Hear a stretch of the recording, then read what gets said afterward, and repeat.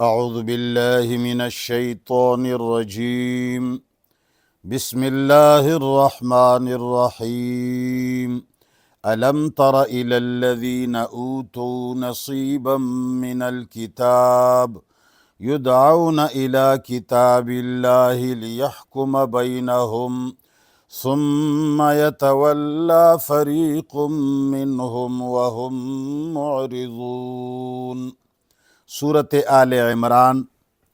آیت نمبر 23، پارہ نمبر 3۔ اس میں یہود کے بارے میں اللہ تعالیٰ نے فرمایا کہ یہود کو اپنی کتاب پر عمل کرنے کی وجہ سے حکومتیں مل چکی تھیں، مگر بدقسمتی سے جب انہوں نے اپنی آسمانی کتابوں سے بے وفائی کی اور آسمانی کتابوں کے ساتھ زمینی اور اپنے فکری کتابوں کو شامل کر دیا، شریک بنا دیا، تو اللہ تعالیٰ نے ان سے حکومتیں چھین لیں، اس لیے کہ صالح حکومتیں اور قرآنی حکومتیں مصلحین کو ملا کرتی ہیں، مفسدین کو نہیں۔ الم تر الی الذین، اللہ تعالیٰ فرماتے ہیں الم تر الی الذین، آیا تم نے غور نہیں کیا ان لوگوں پر اوتوا نصیبا من الکتاب، جن کو کچھ نہ کچھ حصہ دیا گیا تھا اللہ تعالیٰ کی کتاب کی وجہ سے۔ ان کو اللہ کی کتاب کی وجہ سے کچھ حصہ ملا تھا۔ اوتوا نصیبا، لفظی ترجمہ تو یہ ہے جو دیے گئے تھے حصہ کتاب کا، لیکن بامحاورہ ترجمہ یوں بنے گا الم تر الی الذین، اے پیغمبر کیا تو نے ان لوگوں کے حالت پر غور نہیں کیا اوتوا نصیبا من الکتاب، کہ جنہیں کتاب میں سے حصہ دیا گیا، یعنی کتاب کی اتباع کی وجہ سے ان کو حکومتیں مل گئیں۔ یدعون الی کتاب اللہ، ان کو اللہ کی کتاب کی طرف بلایا جاتا ہے، لیحکم بینہم، تاکہ فیصلے کریں لوگوں کے درمیان، یعنی آسمانی کتابیں فیصلوں کے لیے ہوتی ہیں، یہ پوجا پاٹ کے لیے نہیں ہوتی کہ تم وہاں جا کے نفل پڑھو، یہاں جا کے نفل پڑھو، وہاں ذکر کرو، وہاں ذکر کرو، یہ فیصلوں کی کتابیں ہوتی ہیں۔ لیحکم بینہم، جب انہیں بلایا جاتا ہے اللہ کی کتاب کی طرف، لیحکم بینہم، تاکہ یہ آپس میں اللہ کی کتاب پر فیصلہ کریں، تو اللہ فرماتے ہیں کہ ثم یتولی فریق منہم، پھر ان میں سے ایک فریق منہ موڑ کر چلا جاتا ہے، وَهُمْ مُعْرِضُونَ، اللہ فرماتے ہیں یہ اعراض کرنے والے ہی ہیں، ان کی عادت یہی ہے کہ یہ اللہ تعالیٰ کی کتابوں کی طرف توجہ نہیں کرتے، حالانکہ ان کو پہلی جو کتابیں دی گئی تھی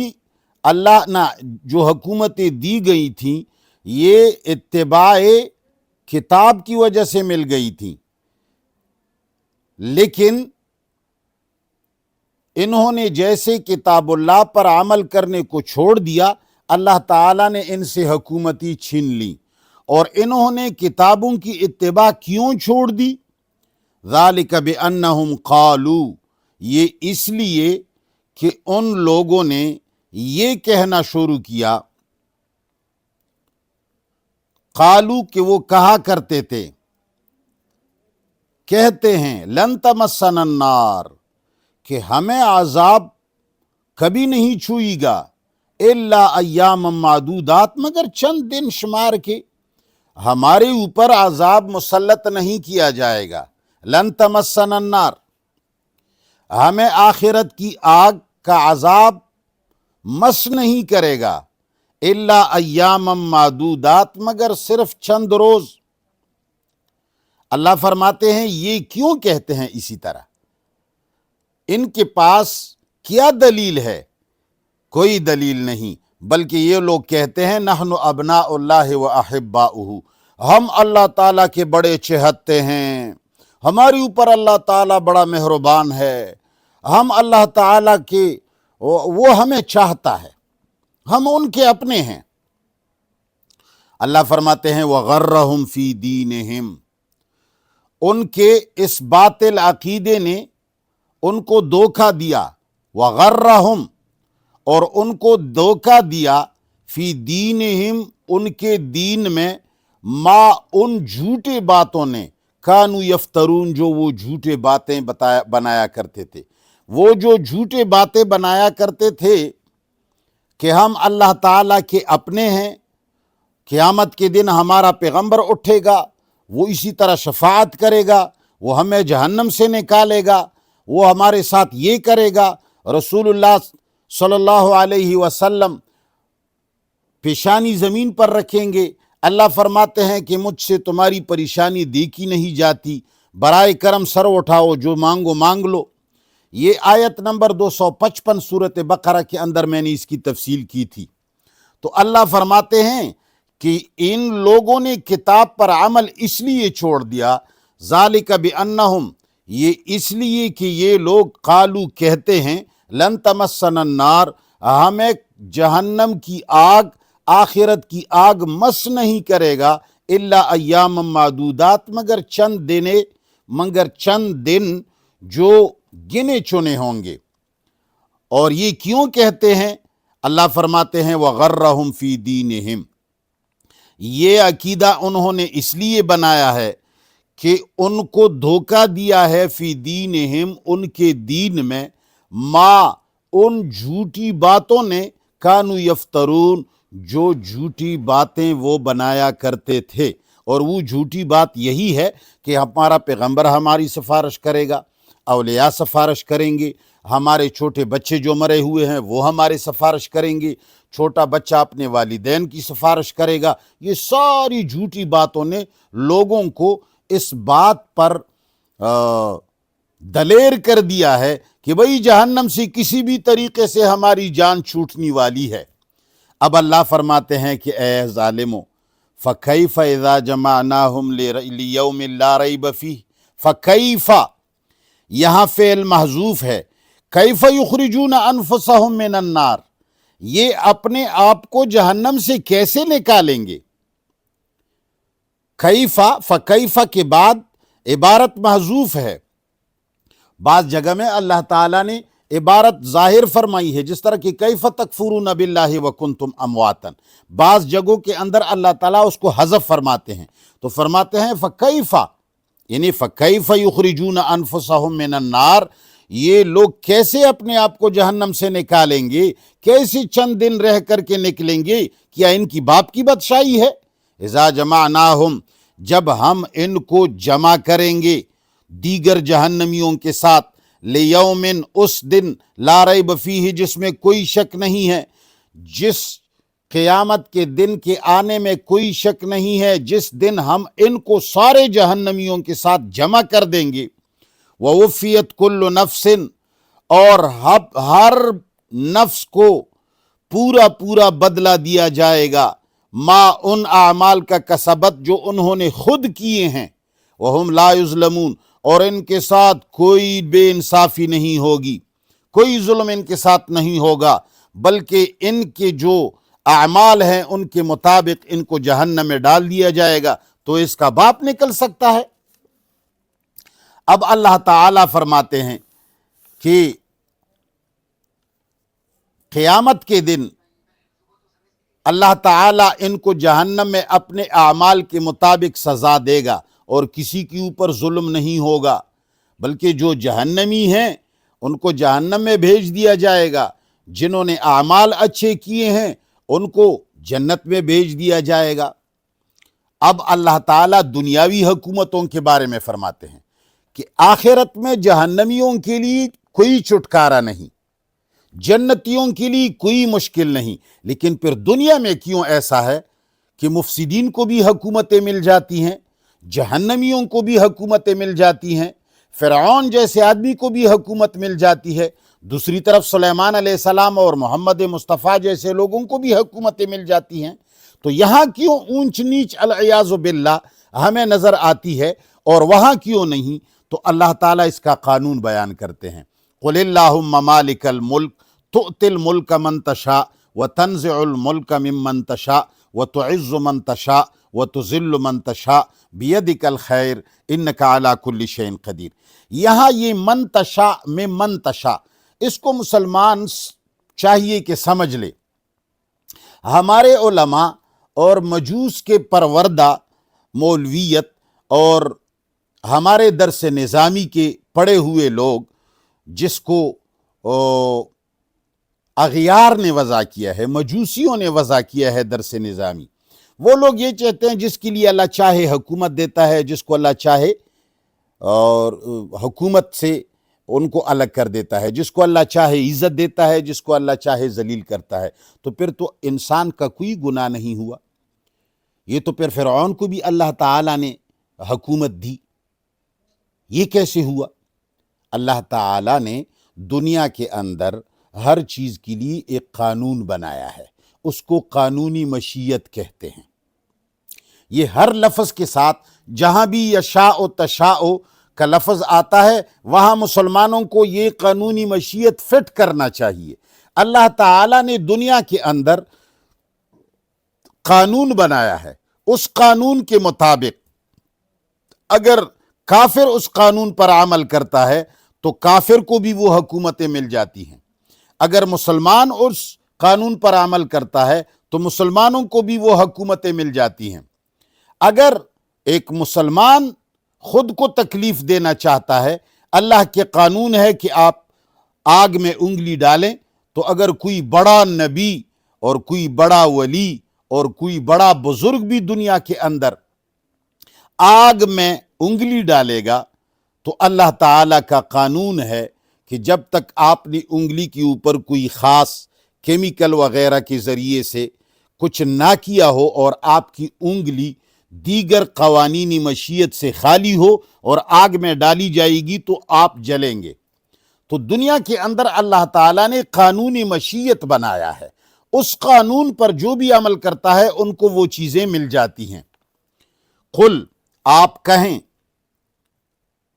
اللہم مالک الملک، اے اللہ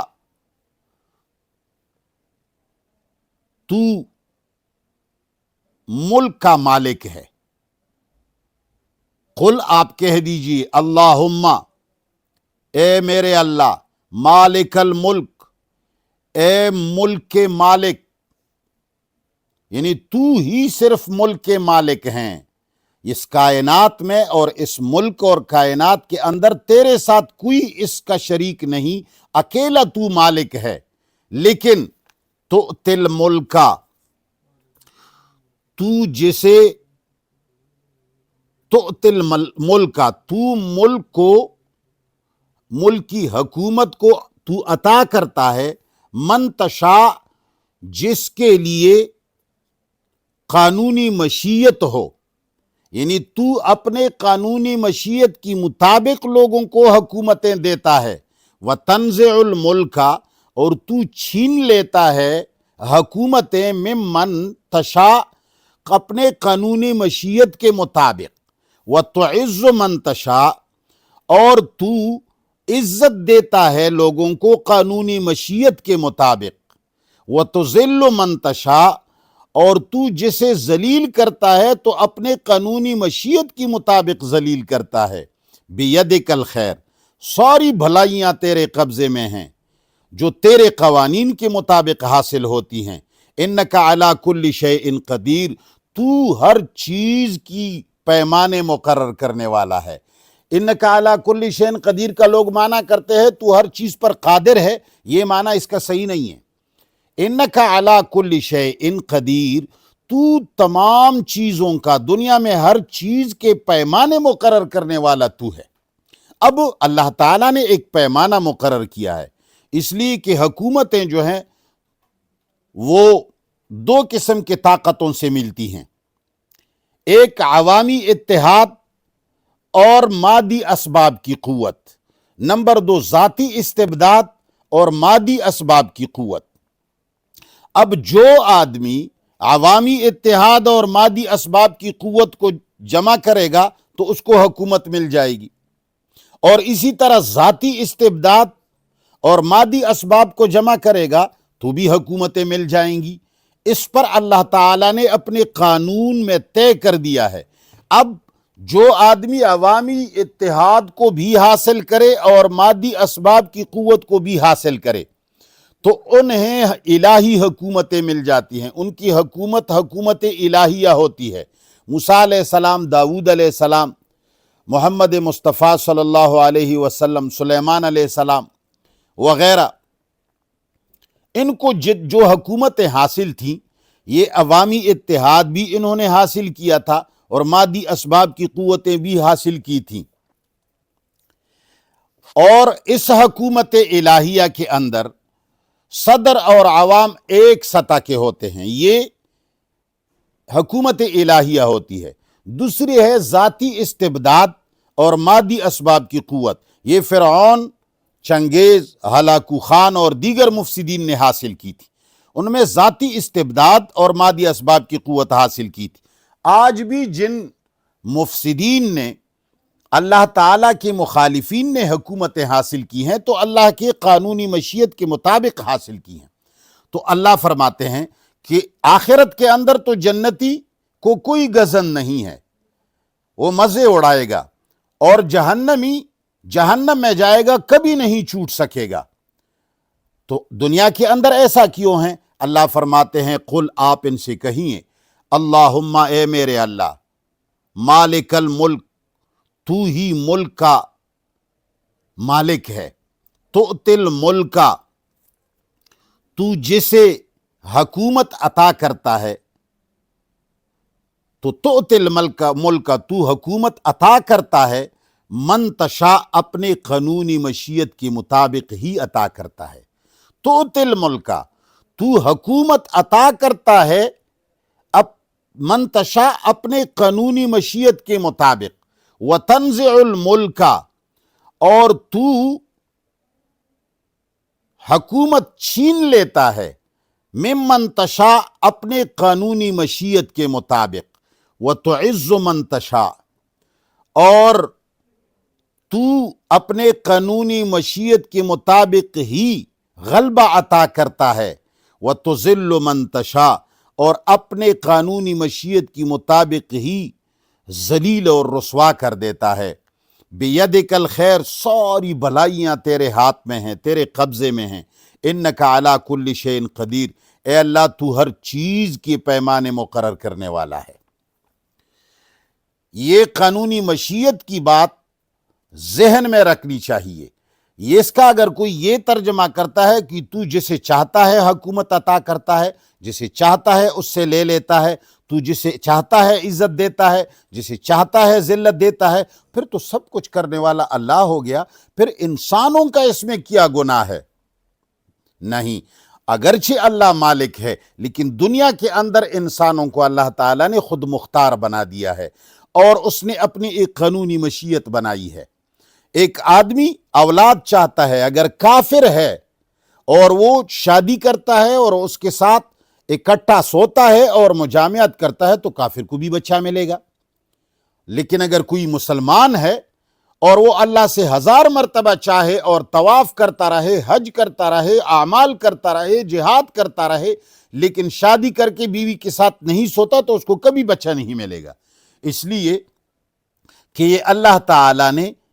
بمائے اس کے کہ اس کے قدرت اور اختیار میں ہے، لیکن دنیا کے اندر سب کو مختار اور سب کو خود مختار بنا دیا ہے کہ آپ میرے قانون کے مطابق جو کہیں گے، جو کریں گے، آپ کو وہی نتیجہ ملے گا۔ بس الم تری الی الذین،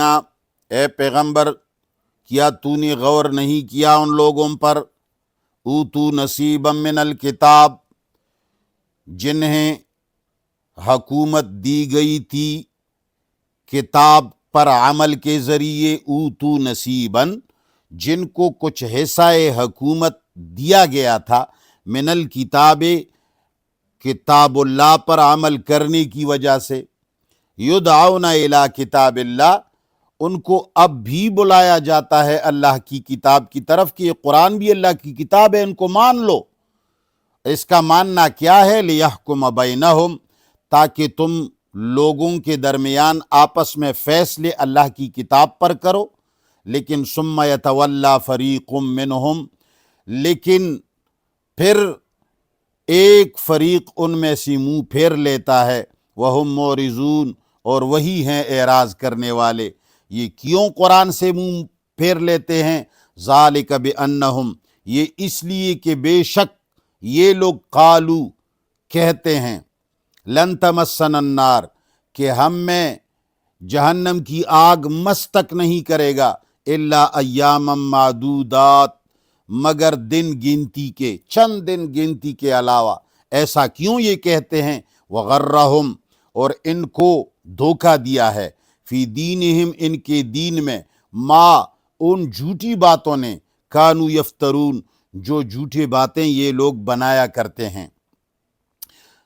فکیفا تو کیسے ان کو جہنم سے نکالا جائے گا چند دن کے بعد؟ اذا جمعناہم جب کہ ہم ان کو جمع کریں گے دیگر جہنمیوں کے ساتھ، لیومن اس دن میں، لا ریب فیہ جس میں کوئی شک نہیں، ووفیت کل نفس اور پورا پورا بدلہ دیا جائے گا ہر نفس کو، ما ان اعمال کا کسبت جو انہوں نے خود کیے، وہم لا یظلمون اور ان پر کوئی ظلم نہیں کیا جائے گا۔ قل اے پیغمبر کہہ دیجئے، اللہم اے میرے اللہ، مالک الملک ملک کا مالک صرف تو ہی ہے، تؤتی الملک تو دے دیتا ہے حکومت، من تشاء اپنے قانونی مشیت کے مطابق، وتنزع الملک اور تو حکومتیں چھین لیتا ہے، ممن تشاء اپنے قانونی مشیت کے مطابق، وتعز من تشاء اور تو غالب کر دیتا ہے اپنے قانونی مشیت کے مطابق، وتذل من تشاء اور تو ذلیل کرتا ہے اپنے قانونی مشیت کے مطابق۔ انسان اس قانون کے مطابق جب عمل کرے گا تو خود بخود ذلیل ہو جائے گا، جب اس قانون کے مطابق عمل کرے گا تو معزز اور غالب ہو جائے گا۔ بیدک الخیر ساری بلائی تیرے قبضے میں ہیں، انک علی کل شیء قدیر اے اللہ تو ہر چیز کی پیمانے مقرر کرنے والا ہے۔ وصلی اللہ تعالی علی خیر خلقہ محمد وآلہ وصحبہ اجمعین۔ الہ العالمین تمام مسلمانوں کو قرآن کریم پر عمل کرنے کی توفیق عطا فرما، ساری دنیا کو اللہ کی شریک اور اللہ کی کتاب کے ساتھ شریکوں سے روگردان فرما، ساری دنیا کو صراط مستقیم عطا فرما۔ اللہم ربنا آتنا فی الدنیا حسنہ وفی الآخرۃ حسنہ